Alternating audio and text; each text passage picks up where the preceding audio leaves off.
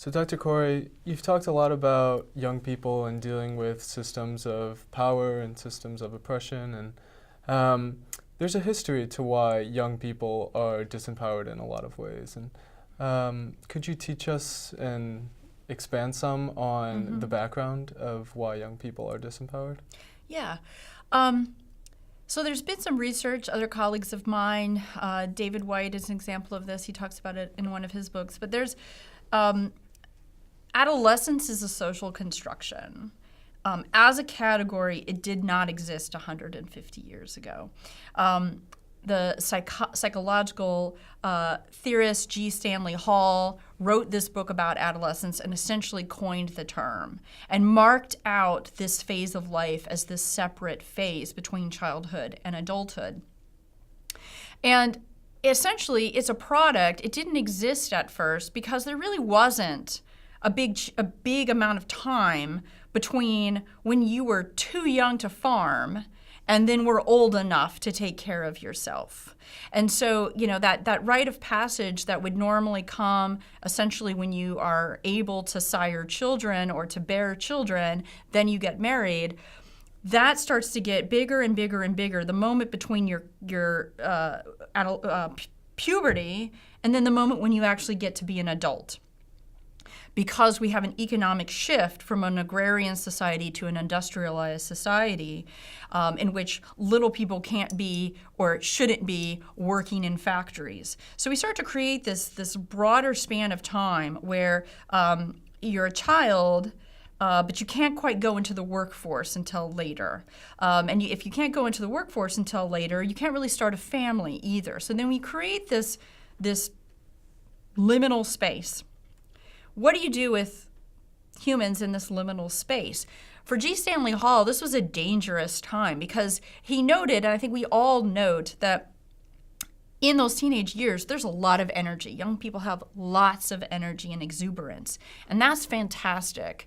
But he was a little bit concerned that if that energy didn't get channeled in the right way, that could become destructive. And right about that time is when you also have a whole bunch of people moving from farms into cities, but then not having any work to do. And so you see young people standing on corners, not doing anything particularly productive, and we start to become afraid of the potential of what young people can do. They become gangs, right? And so we start coming up with ways of putting them in places where they can't do as much harm. So the high school was invented in the early 20th century and was given theoretical support by Hall's theory of adolescence, that we've got to do something special with these young people to keep them out of trouble. So then we create this idea of the high school that has this really bizarre notion that everyone who had the same production date, that is their birthday, is supposed to be put in the same classroom together, regardless of ability and regardless of interest, and then put through a system of years separated from the adult community, except for a couple of adults that sort of control them. And so they're no longer being apprenticed to people who can teach them a craft, and they're not at home helping out around the house. So they're not doing anything that's actually contributing to the economic benefit of their family. They're actually now becoming an economic liability. They're eating food and using resources, but they're not actually working. At the same time, we have in the we have the Great Depression, and a lot of the New Deal laws that were formed at that time specifically stated that young people couldn't participate in some of these back-to-work initiatives because they wanted to make sure that the adult males had access to these job initiatives. So the young people are shut out of the labor market. Well, now you've got this huge group of young people with lots of energy and not a lot constructive to do. Okay, let's put them into the high school, right? And then let's shove them through this system. So now we've created a system where young people go in through a school system where they have very little contact with adults, except adults specifically paid to be with them.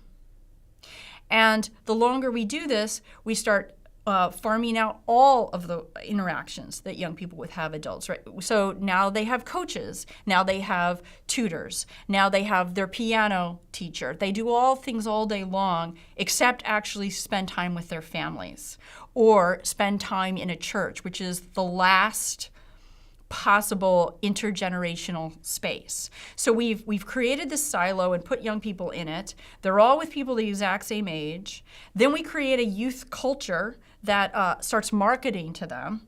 And so right about the same time that we have the high school and people out of the young people out of the labor market, you get 17 magazine, you get American Bandstand, you get marketing to young people to start taking their surplus money, right? So now you have the birth of youth culture.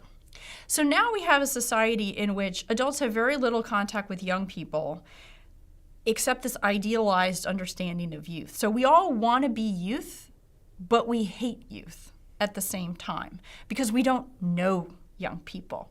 So you start building into, this is basic insights from peace building and conflict resolution. Once you start separating people from each other, then the stereotypes they have of each other become really intense, right? So if I don't know anyone who's black, it's easy for me to start to develop stereotypes about black people.